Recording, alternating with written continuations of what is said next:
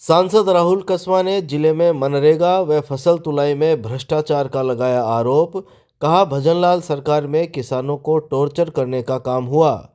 चूरू लोकसभा सांसद राहुल कसवा ने शुक्रवार को मनरेगा और फसल तुलाई में भ्रष्टाचार का आरोप लगाते हुए कहा कि भजनलाल सरकार में किसानों को टॉर्चर करने का काम हुआ है।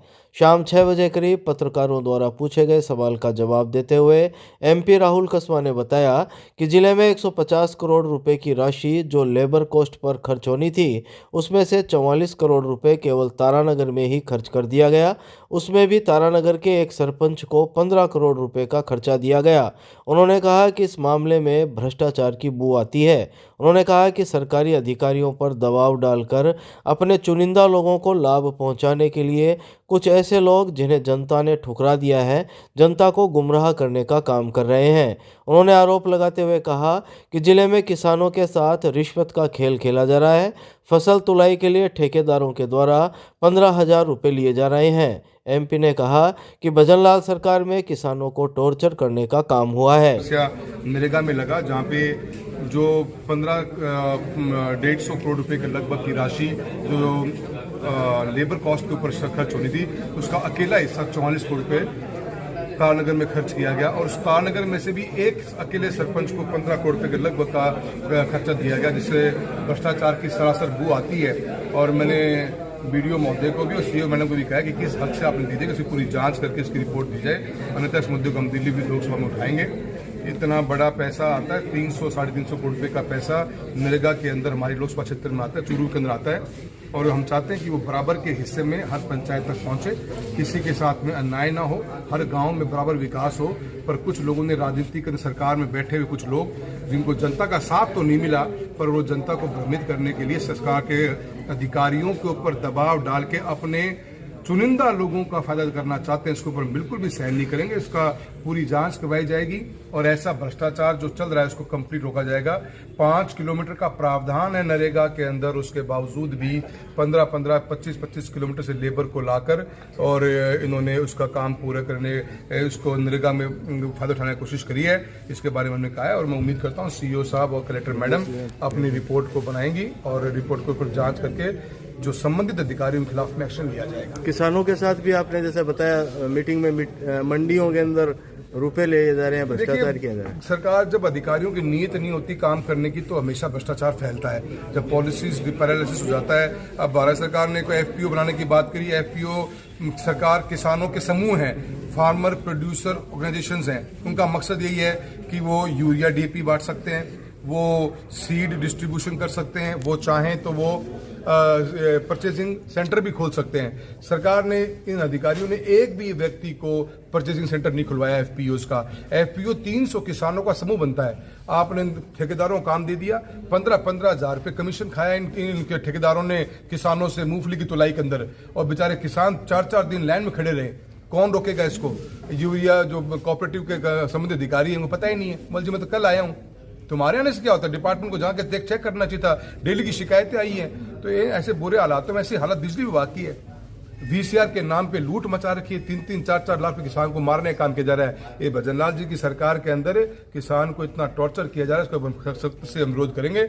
मैंने अधिकारियों को भी, कलेक्टर महोदय को साफ साफ बात कही है कि अपने ढांचे को सुधारने का काम करें। अन्यथा हमें धरना प्रदर्शन पूरा हम रोड पर आना पड़ेगा।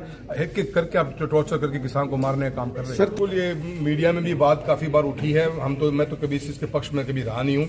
न मैंने कभी राजनीति नेतृत्व में 11 साल से हूँ राजनीति के अंदर, न मैंने ऐसे कभी विचार रखे। कुछ लोगों ने अपनी पब्लिसिटी को इतना बढ़ावा देने के लिए जितने भी होर्डिंग्स हमारे जो फर्नीचर्स होते हैं, रोड फर्नीचर्स होते हैं, उनके ऊपर जहाँ पे सिग्नेचर्स लगे हुए हैं, कहाँ जाना है, लोगों के दूर दराज से लोग आते हैं, उनके ऊपर अपने बैनर पोस्टर्स लगा रखे हैं। उसके लिए पाबंद हमने, कमिश्नर का काम है, डिस्ट्रिक्ट तहसील जो हमारा डिस्ट्रिक्ट हेडक्वार्टर है और जो कमिश्नर बैठती है यहाँ पे, उनका काम है कि ऐसी बेवकूफ़ी भरे काम कोई लोग कर रहे हैं तो उनको ऊपर आप एक्शन लीजिए। और उन्होंने आज वादा प्रॉमिस किया है और प्रॉमिस के एक्शन लेने की बात कही है। उम्मीद करते हैं कि शाम तक ऐसे होर्डिंग के ऊपर से नाम हट जाएंगे जिन लोगों का जनता अपने दिलों से नाम हटा चुकी है। सफेद घंटाघर के पास किराए के परिसर के ताले तोड़ने का मामला, अधिवक्ताओं ने एसपी दफ्तर पहुंचकर दिया ज्ञापन। चूरू शहर के सफ़ेद घंटाघर के पास 7 जनवरी 2025 को व्यावसायिक परिसर के ताले तोड़कर सीसीटीवी कैमरा उपकरण और नकदी चोरी करने के मामले में शुक्रवार को जिला अभिभाषक संघ और जिला टैक्स संगठन जिला अध्यक्षों की अगुवाई में अधिवक्ता एसपी दफ्तर पहुंचे। यहां उन्होंने कानूनी कार्रवाई की मांग को लेकर एसपी जय यादव को ज्ञापन दिया।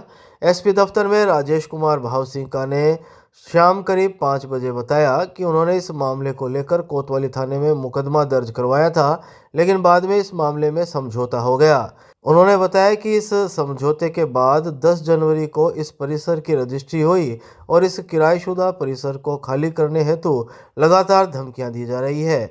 ज्ञापन में बताया गया है कि चिमनलाल भरतिया ट्रस्ट के एक न्यासी किशन लाल द्वारा यह परिसर अशोक कुमार बजाज को विक्रय कर दिया, जिनकी रजिस्ट्री निरस्त करने हेतु बाकी ट्रस्टियों द्वारा एडीजे कोर्ट में मुकदमा विचाराधीन है। लेकिन मुकदमे के दौरान अशोक कुमार ने इस परिसर को फिर से जितेंद्र शर्मा के नाम से बेच दिया। अब जो क्रेता है वो इस किराएशुदा परिसर को बाहुबल से खाली करने पर आमदा है और बार बार धमकियां दे रहे हैं। 7 तारीख को सफ़ेद घंटाघर के पास में जो मेरा ऑफिस है और पिताजी की दुकान है, उसके ताले तोड़ के कुछ लोग 3 लोग अंदर घुस गए थे। उसका मुकदमा दर्ज कराया था, लेकिन बाद में उन्होंने आश्वासन दिया दोबारा ऐसा नहीं करेंगे।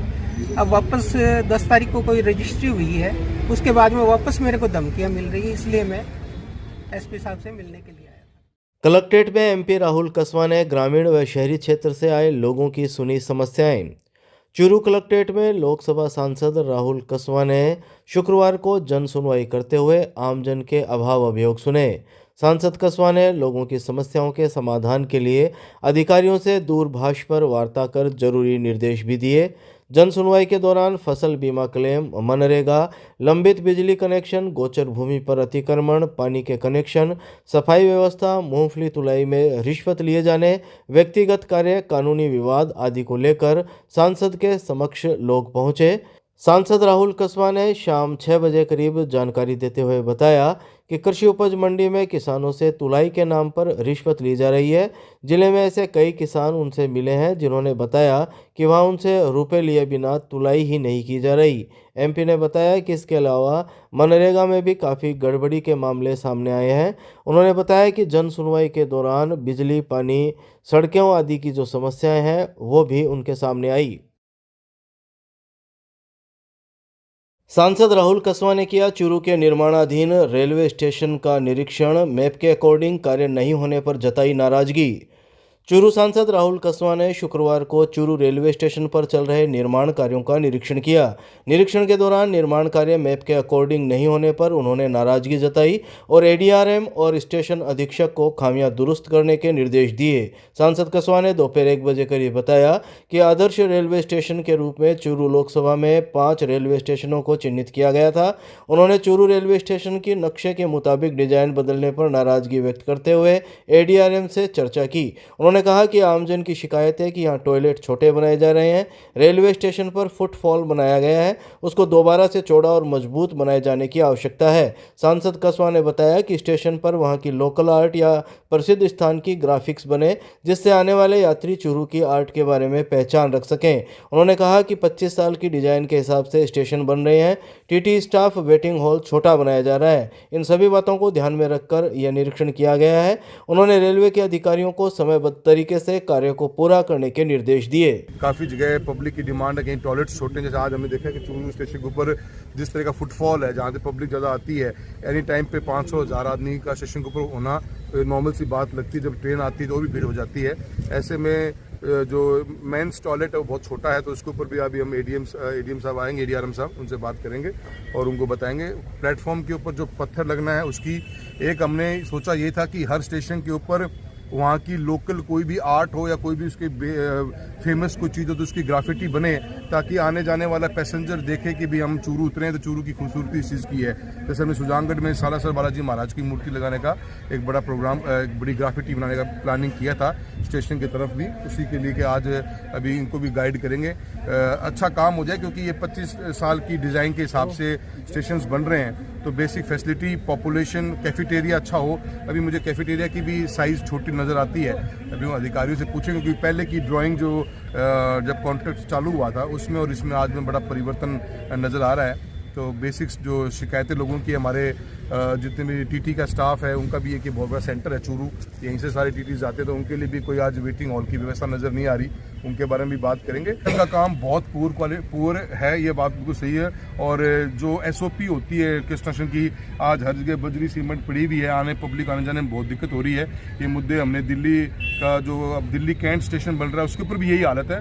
मंत्री महोदय को हमने सलाहकार समिति में के हम सदस्य होने के कारण बताया था उसमें भी कि कंस्ट्रक्शन का जो तरीका है वो बहुत धीरे चल रहा है। ये टॉप प्रायोरिटी वर्क होना चाहिए, क्योंकि पब्लिक को हम ब्राउन फील्ड काम कर रहे हैं, एग्जिस्टिंग स्ट्रक्चर पे काम कर रहे हैं। जनता इतनी आ रही है, जा रही है, इतने दुख लोग पाते हैं, पर उम्मीद करते हैं कि थोड़ा पिकअप कर लेंगे। अब उम्मीद मुझे यही है कि इन्होंने जून जुलाई 2025 बताया काम पूरा करने का, पर अभी हालात देख के लगता नहीं कि ये आने वाले 4-5 महीने भी काम पूरा कर पाएंगे। तो ये तो बिल्कुल चिंता का विषय है। हर जगह अमृत स्टेशन के ऊपर बहुत लेट हुआ है और काम के अंदर जो जिस तरीके से काम होना चाहिए था उस तरह से काम हो नहीं पा रहा। ये तो आपकी बात बिल्कुल सही है। मयूर विहार कॉलोनी के 27 वर्षीय युवक से मारपीट, पिकअप धीरे चलाने की बात को लेकर हुआ था विवाद। चूरू शहर के मयूर विहार कॉलोनी में 27 वर्षीय युवक से मारपीट करने का मामला सामने आया है। घायल युवक का आरोप है कि उसने पिकअप धीरे चलाने को लेकर कहा तो उस पर लाठी सरियों से हमला कर दिया गया। घायल का राजकीय भरतिया जिला अस्पताल के ट्रॉमा वार्ड में इलाज जारी है। मयूर विहार कॉलोनी के 27 वर्षीय मांगीलाल ने शुक्रवार शाम 6 बजे करीब बताया कि उसके मोहल्ले के प्रवीण सिंह को फ़ोन कर उलाहना दिया कि वह अपनी पिकअप उसके घर के आगे निकाले तो धीरे चलाया कर, क्योंकि गली में बच्चे खेलते रहते हैं तो कोई दुर्घटना हो सकती है। मांगीलाल ने बताया कि इस पर प्रवीण सिंह ने उसे बात करने के लिए अपने घर पर बुला लिया, जहां प्रवीण सिंह के पिता ने उस पर सरिया से हमला कर दिया। इसके बाद प्रवीण सिंह और उसका भाई भी वहां लाठियां लेकर आ गया। इसके बाद तीनों ने मिलकर उसके साथ मारपीट की। घायल हालत में परिजन उसे अस्पताल लेकर पहुंचे, जहां आपातकालीन वार्ड में प्राथमिक उपचार के बाद उसे ट्रॉमा सेंटर में भर्ती किया गया है। मैं प्रवीण सिंह ने फोन करियो कि प्रवीण तू पिकअप थोड़ी घरा की मारा की धीरे चलाए कर, हमारे छोरो आगे खड़े रोड के ऊपर, मैं भी लाग जाती ठोकर। तो वो मना बात बोलियो फोन पे कि तू घरे आ गया बात कर ले। फिर मैं जी घरे तो माइन तो बड़ी हुई, मैं बाहर गेट आगे थोड़ी नहीं खड़े दूर में हो, एक तक मैंने मेरे बाप क्या करो राड मारी, लोग की राड आ चुकी बीकी मारी, तो मैं हाथ मारो तो सिर्फ वो मैं हाथ आगे कर लिया, हाथ आगे करते ही हाथ के ऊपर लगी राड। फिर भी के बाद भी मैंने मुंह लियो घेर वो लाठियां और पीछे कमर के ऊपर पूरी हमला करियो तीनों बार।